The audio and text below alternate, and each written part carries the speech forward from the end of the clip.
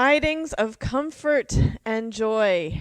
That is indeed what the author of Revelation is trying to bring.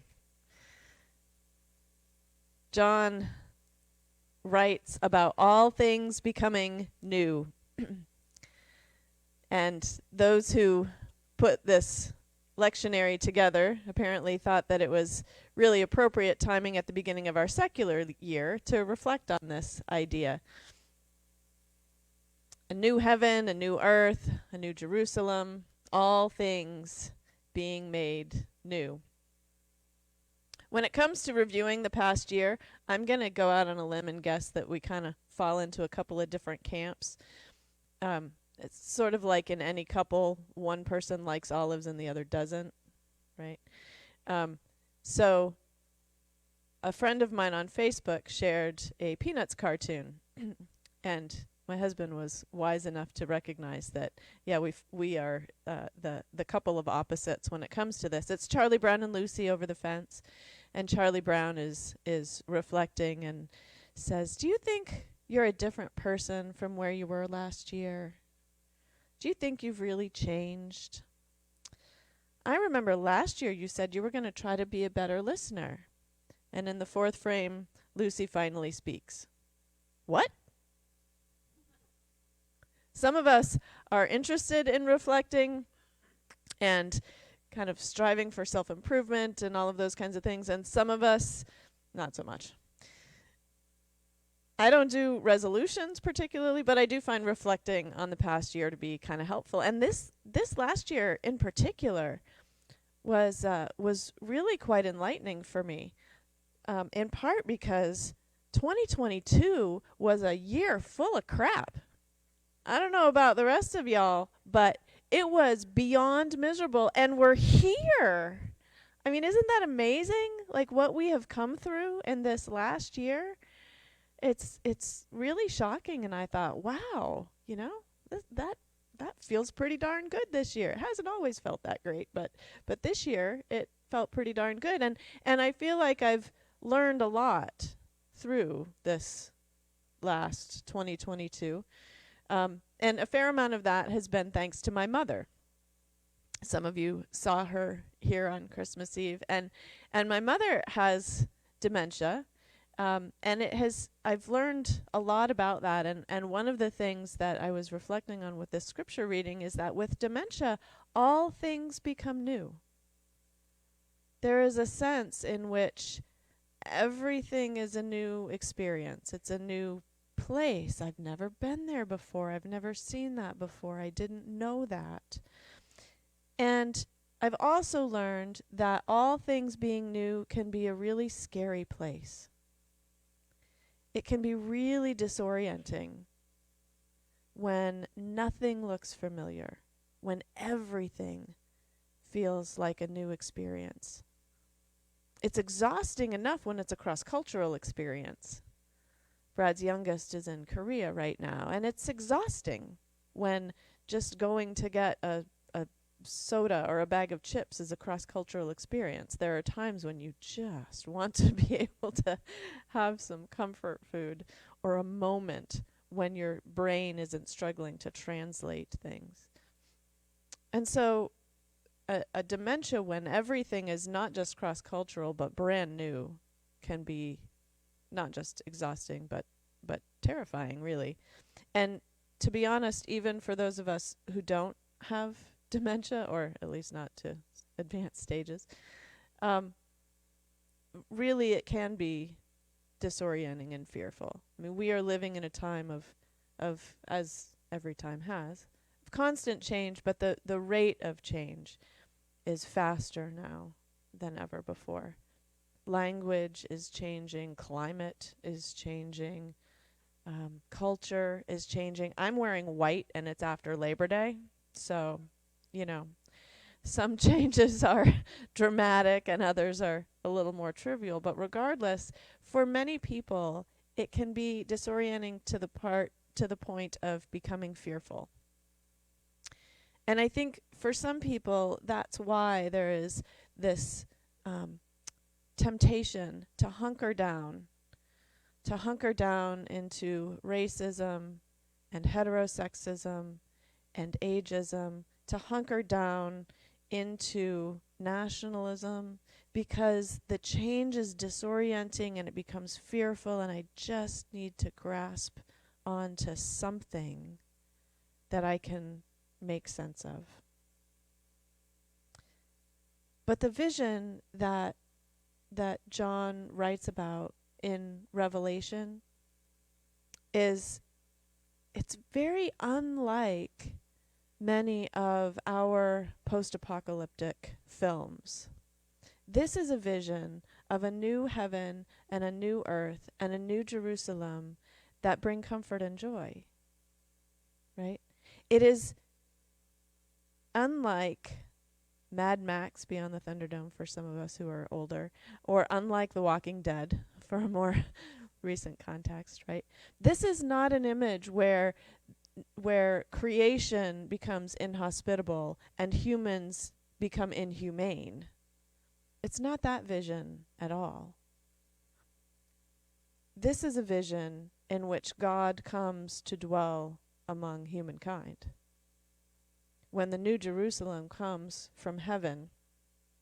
Revelation, to be sure, this book is apocalyptic literature. Just like we watch The Walking Dead and we do not see this as a CNN report, we recognize it for what it is.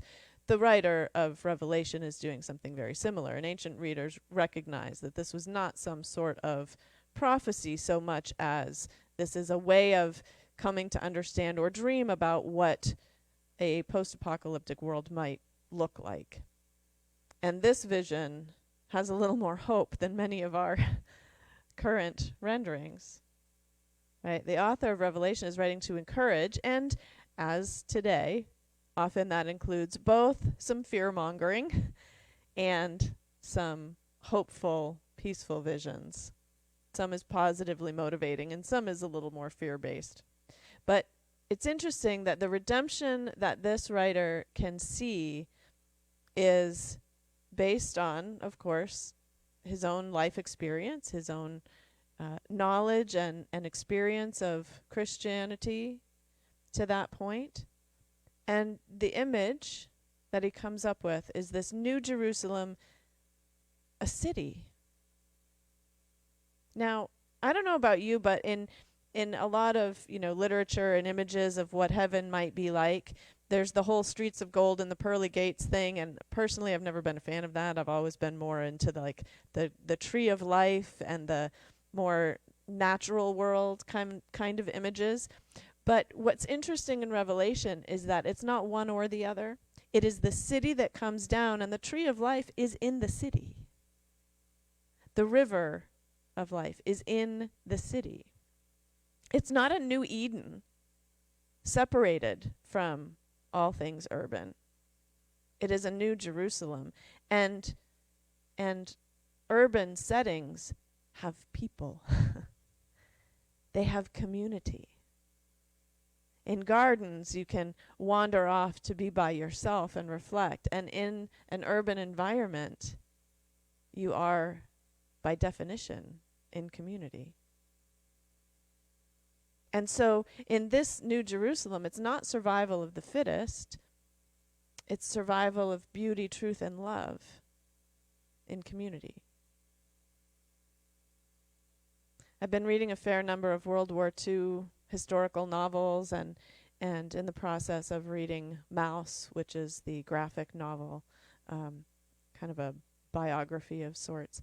And one of the things that struck me a couple days ago was the tremendous amount of work and effort and energy and sacrifice that many families made to save their children during the Holocaust, right? This, and having not given birth, I think, okay, so maybe it's something that all parents get, and I just don't have that gene. But I find it amazing to me that people would have enough hope, enough faith, to put that kind of energy into saving a child, because that comes with the assumption that that child is going to live in a better world than what you're experiencing right now. Otherwise, why would you want to save your child to just go to the gas chambers? Like, that doesn't make any sense. So So there is a tenacity there of hope that even in the midst of absolutely horrifying day-to-day reality, things are going to get better, so much so that I want my child to be able to see that. The psalmist writes in awe. I love this modern interpretation that we watched this morning. It makes us think anew of this sense of awe that the psalmist writes with. In the New Revised Standard Version, it says, "When I look at your heavens and the work of your fingers," pardon the anthropomorphization of God, but still, "when I look at the glory of the night sky," right, the moon and the stars that you have established, what are humans that you're mindful of them? What are mortals that you care for them? Yet you have made them a little lower than God and crowned them with glory and honor. You have given them dominion over the works of your hands. The writer seems so struck with humility that they cannot even account themselves as a part of this glory. It's interesting, as Melissa pointed out, this modern interpretation encourages us to think about our own micro selves, right? This idea that we are part of that. But the writer of Psalms uses the third person as if they're so in awe that they can't begin to relate themselves into this almost godlike being. They talk about they rather than us. And isn't that an interesting contrast? These days in our culture, again, talk about cultural shifts, when we begin speaking of them, it's in the context almost always of those people, which means we are trying to dehumanize another group. Not that we are recognizing the holiness within them and lifting that. Who are mortals that God is mindful of them? What a different way of perceiving the awe that comes from knowing that God made humans out of dust in the context of the glories of the night sky, that those we interact with are indeed only slightly less than God, because they have been given dominion over the earth. John writes that in the New Jerusalem, God's dwelling will be with humankind. And that's kind of the point of Christmas. Spoiler alert, kind of. Right? Emmanuel, God with us. A different John, the one who wrote the gospel, writes, "The Word became flesh and made his home among us." This vision that the writer of Revelation sees is something that for the gospel writer has already happened. There is a new Jerusalem. God has already pitched his tent, as the writer of the message interprets it, among humanity. Perhaps then, if God is already at home among humans, perhaps there are times and places when we catch glimpses of the New Jerusalem already present with us, when we see this holy kingdom, these relationships, and we catch glimpses of God already at work. I had a friend on Facebook who just posted, she went down to Boston to the Bruins game, and had taken the train in to Boston, and I don't know if you're aware, but that train hit a tree.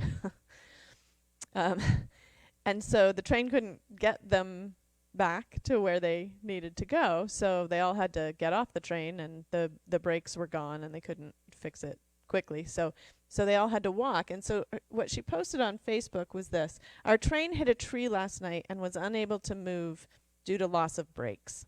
We had to get off the train and walk to a gas station, leaving us stranded in Haverhill, Mass. Thankfully, we were able to find an Uber in the mad dash of people scrambling for a ride. And we recognized this other family from our trip down, and they were trying to find a ride to Saco. They had the most adorable boy with them, and we didn't want to leave them behind. And thankfully, our driver was sympathetic and let us all cram into his car, probably breaking numerous laws. I don't know. Hussein, our driver, was one of the sweetest people I've ever met. He told me all about his family and how he escaped the Taliban. He's been in the U.S. for 5 years, but some of the women in his family are still trapped and unable to leave. I cannot imagine what he's been through. And yet he had a smile on his face and was eager to help us. And when we made it to Saco, we all said goodbye and wanted to express our gratitude with a nice tip. And he began to get emotional and thanked us all, saying how he was going to buy his daughter a gift. Hussein, she wrote, thank you for saving the day and putting things into perspective for me. Praying for your family, and we hope you'll all be reunited soon. Whether or not you are Charlie Brown or Lucy, whether you want to reflect on how you may or may not have changed during this past year, perhaps it is a good time to reflect on all the things that God is making new and pray that hope might be among them and pray that we might be among them. Amen.